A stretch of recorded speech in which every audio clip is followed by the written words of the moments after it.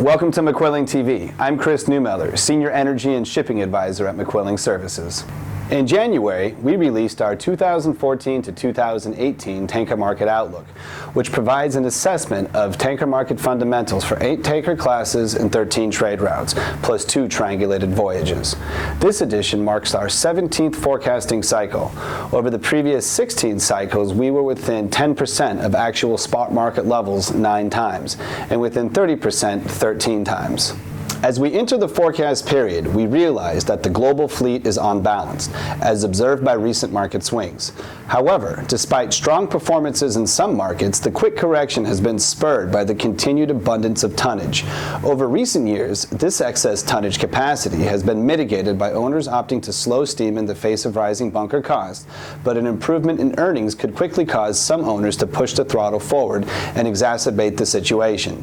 Until owners opt to dispose of older tonnage, or stricter age limits are imposed through charterers, port restrictions, or vetting procedures, fleet levels will remain a concern.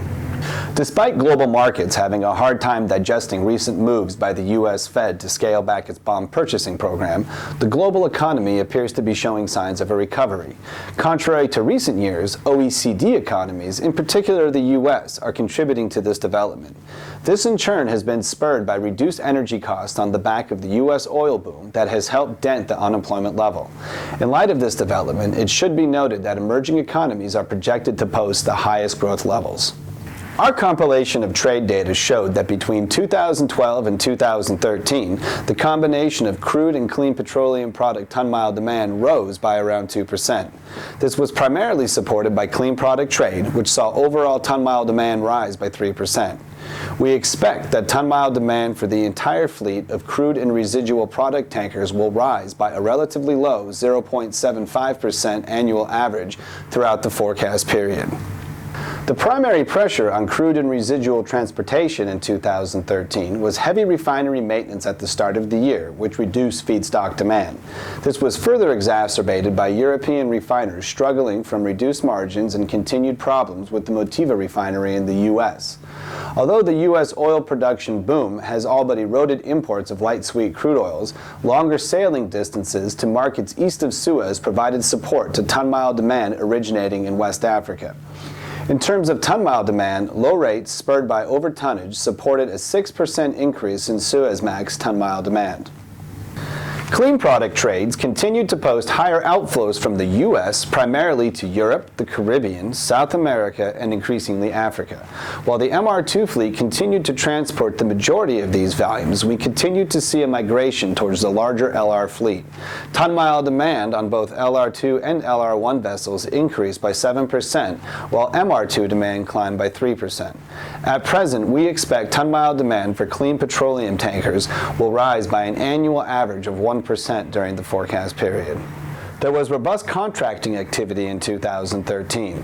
Throughout the year, orders were placed for 392 tankers above 27,500 deadweight tons.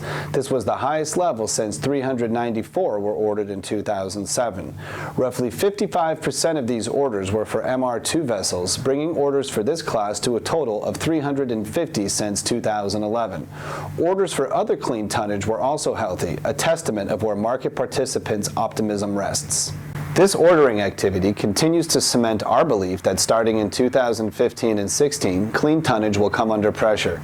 Turning to dirty, a strong 41 VLCCs were ordered, with about 30% of these in the fourth quarter. While some of these vessels are unlikely to exit yards, it highlights how sentiment can quickly trump history. In the process of preparing for this year's Tanker Market Outlook, we continued to boost collaboration with our clients and other market participants. This provided us with greater insight to trade flows, in particular for clean products and future trade flow developments. This information was incorporated into our demand engine, providing a broader criteria for analysis. We also continued to improve our asset pricing model. We analyzed the relationship between asset values, earnings, steel prices, and LIBOR rates, as well as broker assessments. Our Tanker Market Outlook is now available and offers a comprehensive view of fundamentals driving both today's and tomorrow's tanker market. Until next time, I'm Chris Neumiller. Thank you for watching McQuilling TV.